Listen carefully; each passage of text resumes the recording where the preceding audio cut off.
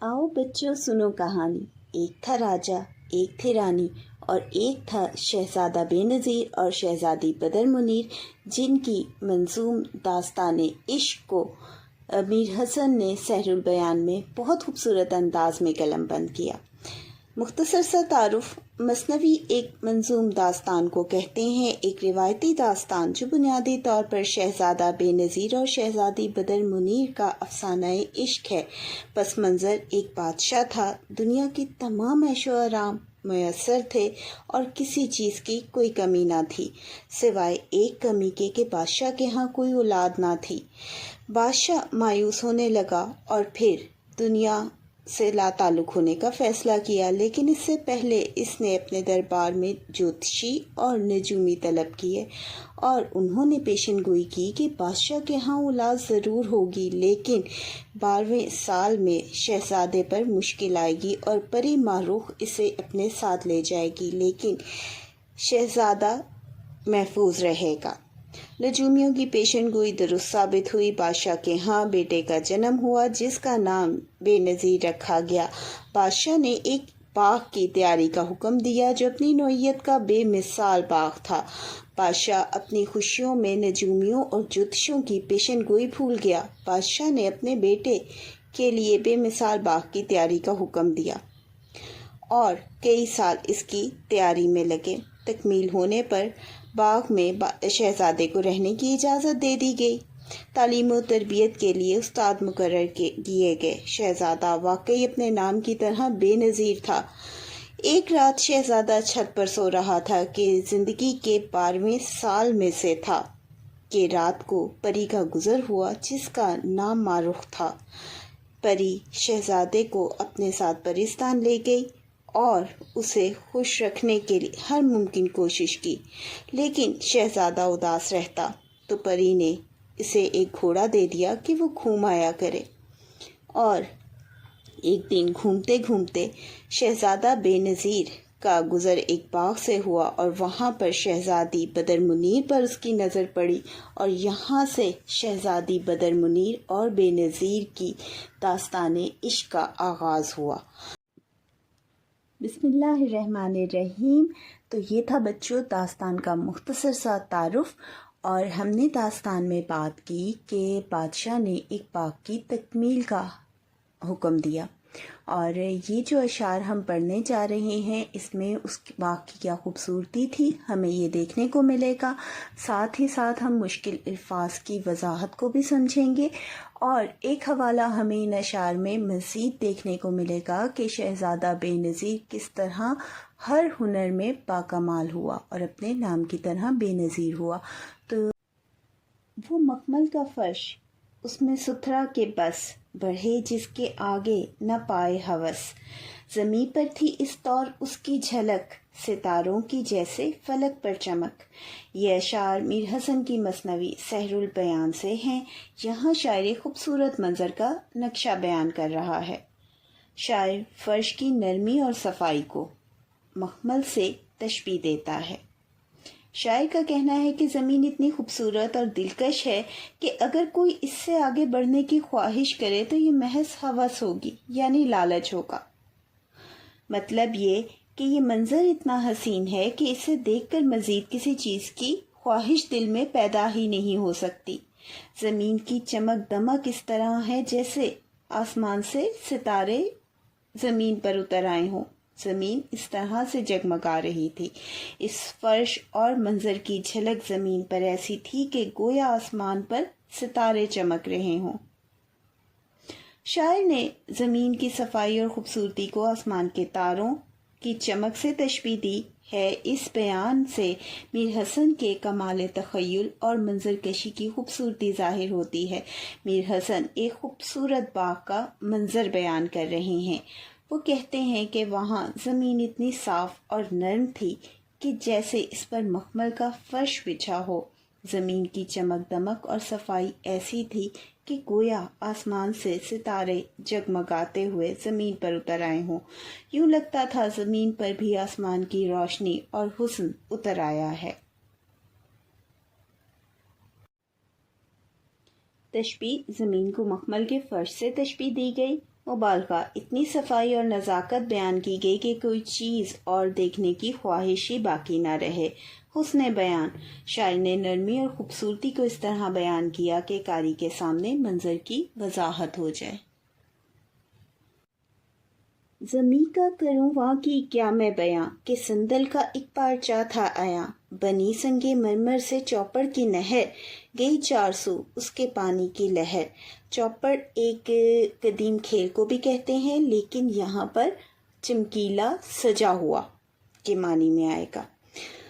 शायर का कहना है कि वहाँ की ज़मीन की क्या तारीफ करूँ, वो इतनी हसीन और खुशनुमा थी कि गोया संदल की खुशबूदार चादर बिछा दी गई हो, कि वो ज़मीन इतनी खुशबूदार थी। संदल एक खुशबूदार दरख्त का नाम है, लकड़ी का नाम है, तो वो ऐसी ही वहाँ की ज़मीन से खुशबू आ रही थी। यहाँ ज़मीन को संदल की नरमी और मुअत्तर चादर से तशबीह दी गई है कि इसके हुस्न और लताफत को बयान किया जा सके। आगे शायर एक नहर का जिक्र करता है जो संगे मरमर से बनी हुई थी। इस नहर के पानी की लहरें चारों तरफ फैलती और बहती हुई नजर आती थीं। संगे मरमर की नहर और शफाफ पानी का मंजर दिलकश नजर आता था कि वहाँ की ज़मीन इतनी साफ, नर्म और खुशबूदार थी कि जैसे किसी ने संदल की मुअत्तर चादर बिछा दी हो। इसके बाद वो एक नहर का जिक्र करते हैं जो सफ़ेद और चमकदार संगे मरमर से बनी हुई थी। इस नहर का पानी बहुत शफाफ था और खूबसूरत था और चारों तरफ फैल कर एक हसीन मंजर को पेश कर रहा था। ज़मूरत की मानिंद सब्ज़े का रंग, रोश का जवाहिर हुआ जिससे रंग, रोश की सफाई पे इख्तियार, गुले अशरफी ने किया ज़र निसार। ज़मूरत एक सब्ज़ रंग के पत्थर को कहते हैं और आपका कहना है कि सब्ज़े का रंग उसकी तरह से था। रोश, बाग के अतराफ चहल कदमी का रास्ता। यह अशार मीर हसन की मसनवी सहरुल बयान से हैं। शायर यहाँ एक बाग की खूबसूरती और बहार के दिलकश मनाजिर की तस्वीर कशी कर रहे हैं। यानी बाग में जो सब्ज़ा था वो इंतहाई खूबसूरत और चमकदार है और कि ज़मूरत हरा कीमती पत्थर मालूम होता है। सब्ज़े की ताजगी और हरियाली आँखों को भली लगती है कि वो बाग की एक खूबसूरती को बयान कर रहे हैं कि सब्ज़े का रंग बहुत गहरा था जो कि आँखों को ठंडक देता है।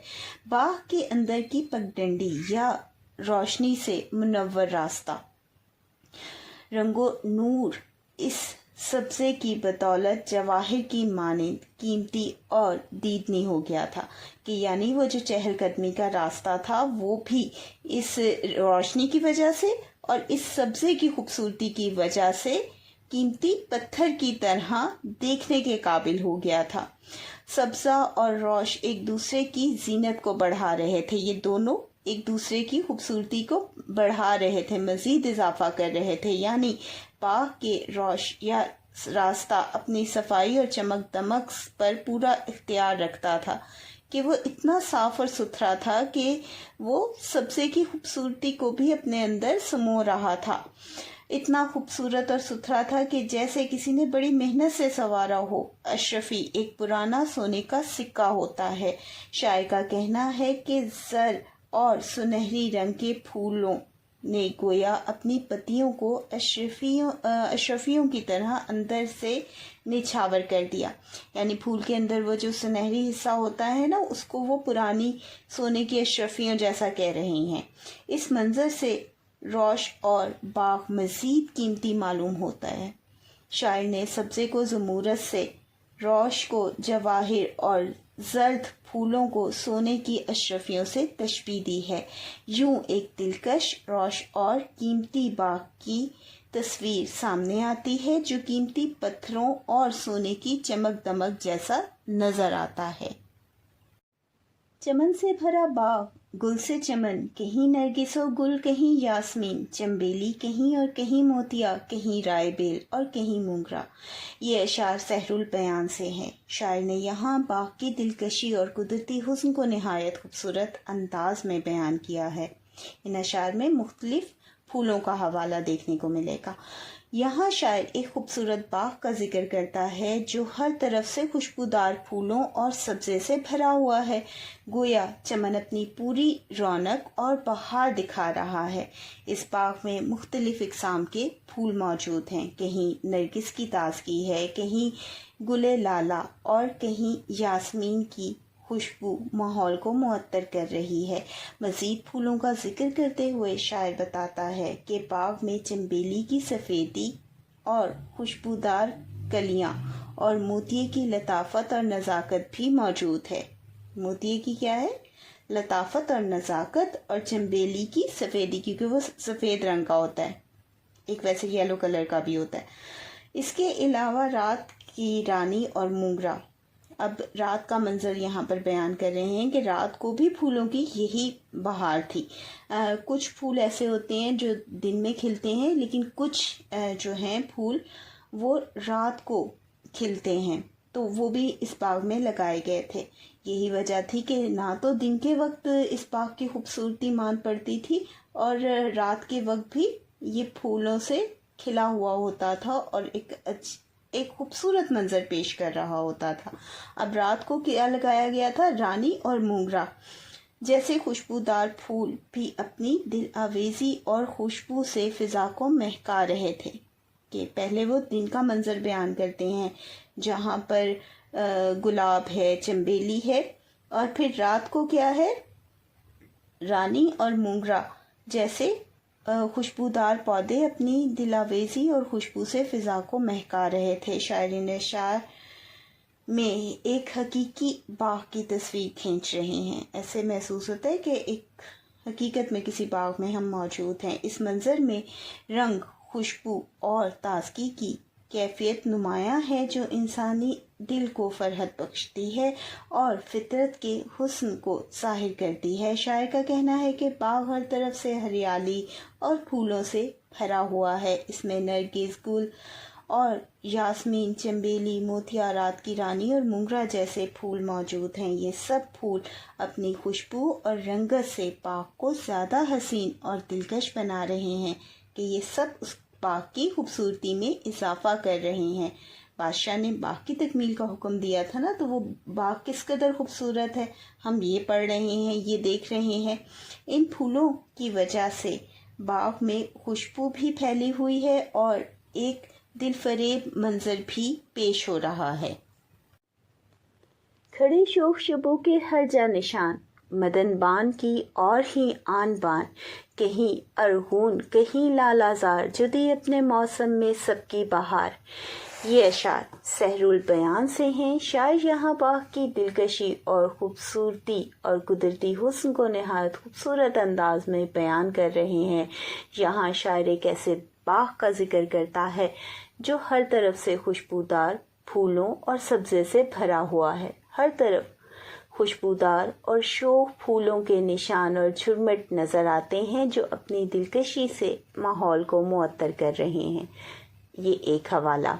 मदन बान की और ही आन बान, बाग की शादाबी और बहार का रंग ढंग अलग ही शान रखता है।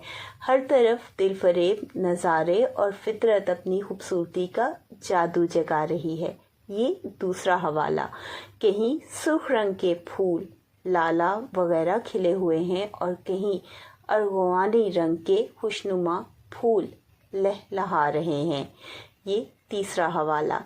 ये खूबसूरती और दिलकशी बाग को अजब मंजर देती है। हर पौधा और दरख्त अपने मौसम में बहार दिखाता है कि यानी जो हर पौधा वहाँ पर लगा हुआ है वो अपने मौसम में अलग ही बहार दिखाता है। मतलब ये कि फितरत के हर हिस्से ने अपनी अपनी रौनक और अपने अपने वक्त की दिलकशी यहाँ बयान कर रखी है, सजा रखी है। इन अशार में शायर ने बाग की रानाई, फूलों की रंगारंगी और मौसम की बहार को बयान किया है। मुख्तलिफ रंगों के फूल और खुशबू बहार को जन्नत नज़ीर बनाते हैं और हर मौसम में अपनी अलग दिलकशी दिखाते नज़र आते हैं। कहीं जाफरी और गेंदा, कहीं समा शब की दाऊदियों का, कहीं जब चांदनी में गुलों की बहार, हर एक गुल सफ़ेदी में महताबदार, कहीं जर्द नसरीन, कहीं नस्तरन, अजब रंग के ज़ाफ़रानी चमन। इन अशार के अंदर शायर ने दिन के वक्त बाग की क्या खूबसूरती थी फूलों में, और रात के वक्त क्या समा पेश करता था वो बाग, उसका हवाला दिया है। इन अशार में शायर ने मुख्तलिफ फूलों और इनके रंगो नूर की दिल आवेज़ मंजरकशी की है। बाग में कहीं गेंदे और जाफरी के खुश रंग फूल खिले हैं और इनकी चमक दमक ने माहौल को और भी दिलकश बना दिया है। रात अलग ही नज़ारा पेश करती है। अब दूसरा हवाला। रात के वक्त चमन में गेंदे और दाऊदियों के फूल, गुलाबी और सफ़ेद रंग के बड़े बड़े फूल का समा है जो फ़िज़ा को मुअत्तर और रोशन कर रहा है कि उनकी जो सफ़ेदी है और खूबसूरती है वो भी फ़िज़ा को रोशन कर रही है। और उसके साथ मज़ीद क्या होता है, और उनकी जो खुशबू है वो हर तरफ फैल रही है। जब चांदनी रात में फूल खिलते हैं तो हर फूल अपनी सफ़ेदी और रोशनी से चांद की किरणों की मानिंद चमकता दमकता नज़र आता है। ऐसा मालूम होता है जैसे चांदनी खुद ज़मीन पर उतर आई हो, कि जब चांद की रोशनी इन सफ़ेद फूलों पर पड़ती है तो वो भी ऐसे ही चमकते हैं जैसे चांदनी ज़मीन पर उतर आई हो। अब ये रात का मंजर है। कहीं जर्द नसरीन, जर्द रंग के खुशबूदार फूल, और कहीं नस्तरन, सफ़ेद खुशबूदार फूल। ये भी खुशबू वाले फूल होते हैं, गुलाब की तरह के बड़े बड़े से। ये सब फूल मिलकर एक ऐसा मंजर पेश करते हैं जो ज़ाफ़रान की मानिंद रंगारंग, दिलकश और दीदा ज़ेब है। ज़ाफ़रान एक ऐसा फूल है जो अपनी खुशबू के हवाले से बहुत माना जाता है, मशहूर है। तो आप कह रहे हैं कि ज़ाफ़रान की मानिंद दिलकश और दीदा ज़ेब नज़र आता है। इन अशार में मीर हसन ने फितरत की खूबसूरती और फूलों की मंजरकशी की है। गेंदे, जाफरी, दाऊदी, नसरीन और नस्तरन के रंगो नूर और रात की चांदनी मिलकर, इसके साथ फिर रात की चांदनी मिलकर ऐसा हसीन मंजर पैदा करती है जो बाग को जन्नत नज़ीर बना देता है। शायर ने रंगों की दिलकशी, यहाँ पर हमें क्या हवाले देखने को मिल रहे हैं। रंगों की दिलकशी, खुशबू और रोशनी को बड़े खूबसूरत अंदाज में बयान किया है। रोशनी चांद की और फूलों की चमक दमक। बड़ी आबे जू हर तरफ को बहे, करें कुमरियाँ सर्फ पर चहकें, गुलों का लबे नहर पर छूमना, इसी आलम में मुँह चूमना, खरामा सबा सहन में चार सू, दिमाग को देती फिरे गुल की बू। ये अशार मीर हसन की मसनवी सहरुल बयान से हैं। इनमें बागो बहार के दिलकश मनाजिर को नहायत खुश रंग अंदाज में बयान किया गया है। जब नहरों में पानी जारी हुआ तो वो चारों तरफ बहने लगा। नहरों में पानी का जारी होना और चारों तरफ उनका बहना, जिससे बाग की ताजगी और हुस्न दुबाला हो गया। सर्फ के दरख्त पर कुमरियाँ खुश इल्हान आवाज़ में चहचहाने लगीं। ये मंजर बाग की ज़िंदगी और दिलकशी को मज़ीद बढ़ा रहा था। फूल पानी के किनारे झूम रहे थे, यानी जो पानी के किनारे थे जहाँ पर पानी बह रहा था उसके वहाँ पर झूम रहे थे, जैसे पानी के बहाव और हवा की लय के साथ रक्स कर रहे हों। इसी कैफियत में फूल एक दूसरे के करीब होकर जैसे बोसा देने लगते, ऐसा महसूस होता। शायर मीर हसन बहुत खूबसूरत मंजर निगारी कर रहे हैं। सबा यानी हल्की खुशगवार हवा बाग के सहन में चारों तरफ खरामा खरामा चल रही है।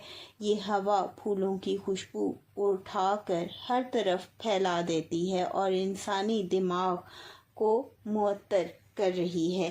ان اشعار میں شاعر نے قدرتی مناظر کی تصویر کھینچی ہے۔ بہتا ہوا پانی، سرف پر چہکتی ہوئی قمریاں، نہر کے کنارے جھومتے پھول، صبا کا چلنا اور خوشبو کا پھیلنا، یہ سب مل کر ایک جنت نظیر فضا پیدا کرتے ہیں۔ شاعر نے منظر نگاری میں حسن تخیل اور تشبیہات کا بھرپور استعمال کیا ہے، جس سے قاری خود باغ میں موجود محسوس ہوتا ہے۔ یہ آپ کا کمال فن بھی ہے۔ ان اشعار میں شاعر نے باغ کے حسن اور مناظر کو دکھایا ہے۔ نہر کا پانی چاروں طرف بہہ رہا ہے، سرف کے درخت پر قمریاں خوشی سے چہچہا رہی ہیں، نہر کے کنارے پھول جھوم رہے ہیں اور ایسا لگتا ہے کہ جیسے ایک دوسرے کا منہ چوم رہے ہوں۔ صبا ٹھنڈی ہوا آہستہ آہستہ صحن میں چلتی ہے اور پھولوں کی خوشبو ہر طرف پھیلاتی جاتی ہے۔ پر کاز اور کرکر لیے ساتھ مرغابیوں کے پر صدا، کرم کی بطخوں کا وہ شور، درختوں پر بگلے، منڈیروں پر مور، صبا جو گئی ڈھیریاں کر کے پھولوں کی، پڑی ہر طرف ملسری کے پھول۔ یہ اشعار میر حسن کی مثنوی سحر البیان سے ہیں، جن میں باغ و بہار کے فطرتی حسن کی عکاسی کی گئی ہے۔ یعنی نہر کے کنارے کاز، ایک آبی پرندہ، اور مرغابیاں موجود ہیں جو پانی میں تیرتے اور اپنے پروں کے ساتھ کھیلتے دکھائی دیتی ہیں، جس سے منظر اور دلکش ہو جاتا ہے۔ یہاں پرندوں کی آوازوں کا ذکر ہے، بطخوں کے بچوں کی آواز شور فضا کو خوشگوار بنا رہی ہے، ساتھ ہی درختوں اور منڈیروں پر مور اپنی دلکش آواز اور حسن کے ساتھ موجود ہیں، جس سے باغ میں رونق بڑھ جاتی ہے۔ ہوا جب چلتی ہے تو پھولوں کی ڈھیریاں زمین پر بکھری ہوئی نظر آتی ہیں۔ یہ بھی ایک فطرت کا حسن ہے، پھولوں کی پتیوں کا اس طرح سے بکھر جانا۔ خصوصاً ملسری کے پھول، جن کی خوشبو نہایت مدھم اور لطیف ہوتی ہے، ہر طرف پھیل جاتی ہے اور ماحول کو خوشبودار اور حسین کر دیتی ہے۔ ان اشعار میں شاعر نے باغ کی ایک ایسی جیتی جاگتی اور قدرتی تصویر کھینچی ہے جو ایک منظر پڑھنے والے کی نظر کے سامنے لے آتی ہے۔ نہر کے کنارے آبی پرندے، بطخوں کا شور، موروں کی موجودگی اور ہوا میں بکھرے ہوئے پھولوں کی خوشبو سب مل کر ایک رنگین، دلکش اور خوشگوار منظر نامہ پیش کرتے ہیں۔ یہ منظر قاری کو گویا اس باغ میں لے جاتا ہے جہاں فطرت کی خوبصورتی اپنی پوری شان کے ساتھ جلوہ گر ہے۔ نہر کے کنارے خوبصورت پرندے موجود ہیں، کاز اور مرغابیاں پانی میں اپنے پروں کو ہلاتی اور خوشی سے کھیلتی ہیں، بطخ کے بچے چہچہا کر شور مچاتے ہیں، جس سے ماحول زندہ اور خوشگوار لگتا ہے۔ درختوں اور منڈیروں پر مور بیٹھے ہیں جو اپنی خوبصورت آواز اور رنگ پر پھیلا رہے ہیں اور یہ منظر نہایت دلکش ہے۔ اسی دوران ہلکی ہوا چلتی ہے تو باغ کے پھول زمین پر بکھر جاتے ہیں، خاص طور پر ملسری کے ننھے سفید پھول جگہ جگہ پھیل جاتے ہیں اور اپنی مدھم خوشبو فضا میں مہکا دیتے ہیں۔ اس طرح پورا باغ ایک حسین اور دلکش منظر پیش کرنے لگتا ہے۔ درختوں نے برگوں کے کھولے ورق کے لیں طوطیاں بوستان کا سبق، سما قمریاں دیکھ اس آن کا، پڑھیں باب پنجم گلستان کا، کنیزانے مہرو کی ہر طرف ریل، چنبیلی کوئی اور کوئی رائے بیل۔ شاعر نے یہاں باغ کی خوبصورتی اور بہار کے منظر کو نہایت دلکش انداز میں بیان کیا ہے۔ درختوں کے سبز اور ہرے بھرے پتوں کو شاعر نے کتاب کے اوراق سے تشبیہ دی ہے۔ برگ، پتے، جیسے علم و دانش کی کتاب کھلی ہو، اور ان پتوں کا کھلنا ایسے تھا جیسے علم و دانش کی کتاب کھلی ہو۔ طوطیاں ان پتوں کو پڑھنے والے طالب علم معلوم ہوتی، جو گویا بوستان یعنی باغ کی تعلیم کا سبق حاصل کر رہی ہیں۔ कुमरियाँ खुश अलहान आवाज़ में चहचहाना इनका शायर गुलिस्तान की किताब की तलावत से तशबीह देते हैं, जैसे वो 5वें बाब का सबक पढ़ रही हों। इसमें आवाज़ के हुस्न को तालीमी और रूहानी फ़िज़ा में पेश किया गया है। बाग के मुख्तलिफ़ किस्म के खुशबूदार फूलों का ज़िक्र भी यहाँ पर मिलता है। चंबेली और रायबेल को महरूकनीज़े कहा गया है, जो बाग को खूबसूरत और दिलकशी के तौर पर बयान कर रही हैं। फूल हसीन चेहरों वाली गुलाम की तरह हर तरफ मौजूद हैं और मंज़र को दिलकश बना रहे हैं। शायर ने बाग को बहार का मंज़र यूं पेश किया जैसे एक इल्मी और रूहानी महफिल हो। तरह किताबों के औराक, परिंदे, सबक पढ़ने वाले शागिर्द और फूल हसीन कनीज़ें बनकर माहौल को दिलकशी दे रहे हैं। इस मंज़र में फितरत और इल्म दोनों का हसीन इम्तिज़ाज झलकता है कि हमें फितरत का हुस्न भी नज़र आता है और फितरत के हुस्न में जो इल्म है वो भी नज़र आ रहा है। दरख्तों के सब्ज़ पत्ते किताबों की औराक की तरह दिखाई देते हैं। तूतियाँ ऐसे महसूस होती हैं कि जैसे वो इस खुली किताब को पढ़ रही हों, यानी परिंदे।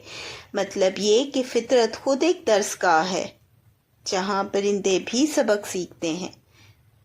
कुमरियाँ कबूतरों की मीठी आवाज़ यूँ लगती है जैसे वो गुलिस्तान की किताब का एक बाब पढ़ रही हों। शायर ने परिंदों की आवाज़ को इल्म दानिश से जोड़कर बयान किया है। बाग में चंबेली और रायबेल जैसे फूलों को हसीन कनीज़ों से तशबीह दी गई है। ये फूल गोया चांद जैसे चेहरों वाली कनीज़ें हैं जो बाग में हर सिमत मौजूद हैं।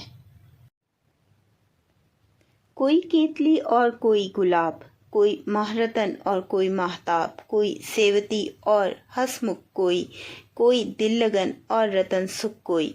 इन अशार में गुलजार को एक रंगारंग महफिल की तरह दिखाया गया है। अब वहाँ पर रंग क्या हैं इस महफिल में, जहाँ हर फूल अपनी अलग शान रखता है। फूलों की अलग शान मौजूद है, कहीं खुशबू, कहीं रोशनी, कहीं मुस्कुराहट और कहीं सुकून।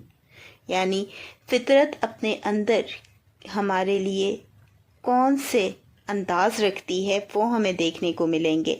मीर हसन ने कुदरत के इन मनाजिर को निहायत दिलकश अंदाज में बयान किया है।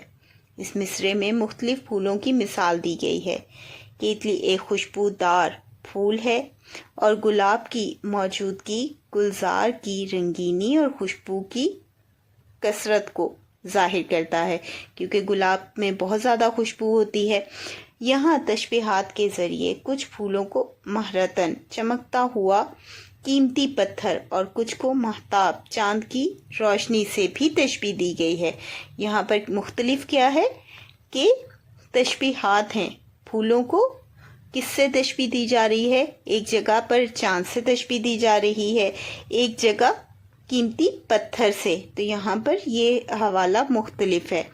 इससे मालूम होता है कि हर फूल अपनी चमक दमक में दूसरों से अलग है। यानी इसका मकसद क्या है कि शायद ये बताना चाह रहे हैं कि हर फूल अपनी चमक दमक में दूसरे से अलग है। मज़ीद शायर यहाँ फूलों की रंगत और साख की शोखी को बयान करते हैं। कोई फूल सेवती यानी संजीदा और नाजुक है, और कोई हंसमुख यानी हंसता मुस्कुराता सा नज़र आता है। यहाँ फूलों को इंसानी कैफियत से भी जोड़ा गया है।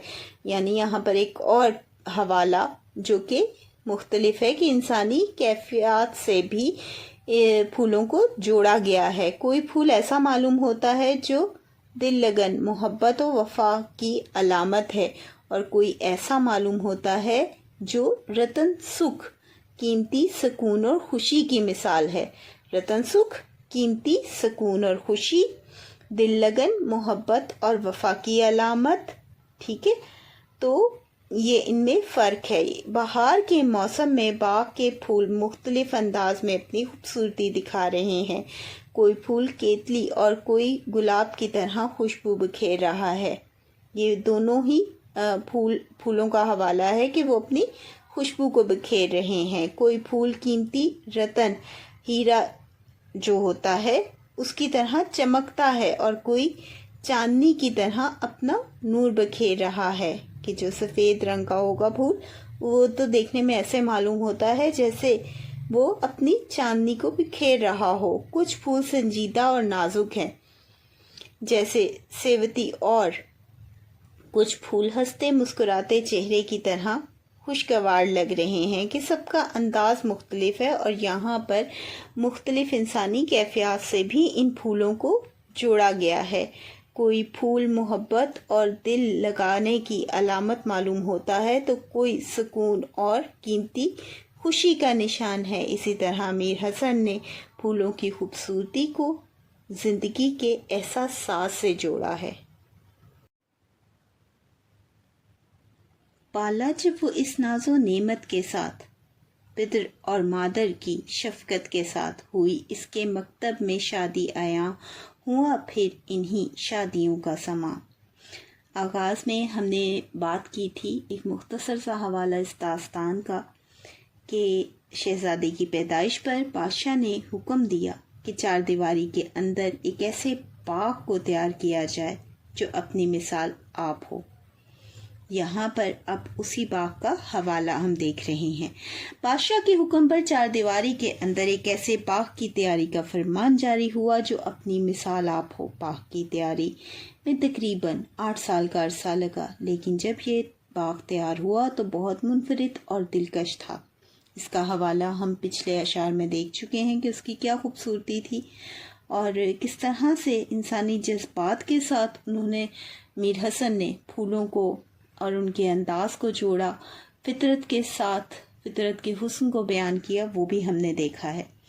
اب آ جاتی ہے بات کہ شہزادے کی، لیکن جب یہ باغ تیار ہوا تو بہت منفرد اور دلکش تھا۔ شہزادے کی پیدائش پر بادشاہ نے خوبصورت باغ کی تعمیر کا حکم دیا تھا، اور اس باغ کی تعمیر مکمل ہونے پر بادشاہ نے شہزادے کو باغ میں رہنے کی اجازت دے دی، اور اس طرح شہزادہ بہت ناز و نعمت کے ساتھ والدین کی شفقت کے ساتھ باغ میں پالا گیا۔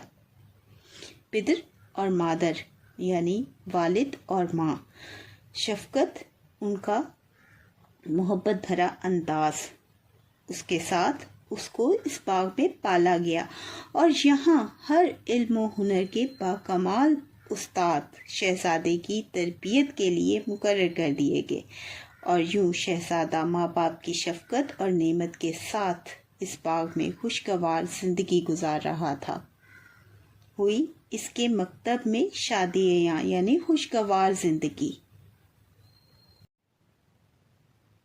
اب حوالہ ہے شہزادے کی تعلیم کا کہ کس طرح سے شہزادے کی تعلیم کی گئی۔ معلم اتالیق، منشی ادیب اور ہر فن کے استاد بیٹھے قریب، کیا قاعدے سے شروع کلام، پڑھانے لگے علم اس کو تمام، معنی و منطق بیان و ادب پڑھا اس نے، منقول و معقول سب۔ یہ اشعار میر حسن کی مثنوی سحر البیان سے ہے، جن میں شہزادہ بے نظیر کی تعلیم و تربیت کا ذکر ہے۔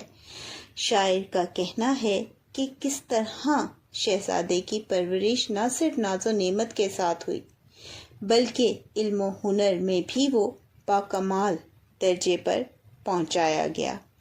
شہزادے کی تعلیم کے لیے مختلف استاد اس باغ میں مقرر کیے گئے، معلم پڑھانے والے، اتالیق پرورش اور تربیت کرنے والے، منشی خط و کتابت سکھانے والے، اور ادیب ادب اور سخن کے استاد، سب قریب بیٹھ کر اسے سکھانے لگے۔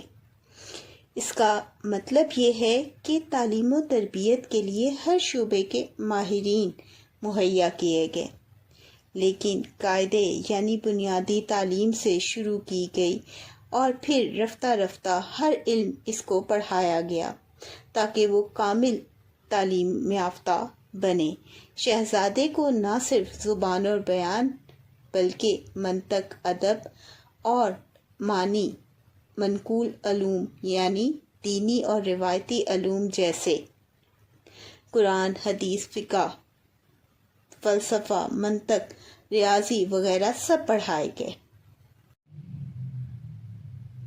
خبردار حکمت کے مضمون سے، غرض جو پڑھا اس نے قانون سے، کیا ہیت او ہنسا تا نجوم، زمین و آسمان میں پڑی اس کی دھوم، لیا ہاتھ میں جب خامائے مشک بار، لکھا نسخ اور ریحان او خط غبار، شکستہ لکھا اور تعلیق جب، رہے دیکھ حیراں اتالیق سب، گیا نام پر اپنے وہ دل پذیر، ہر ایک فن میں سچ مچ ہوا بے نظیر۔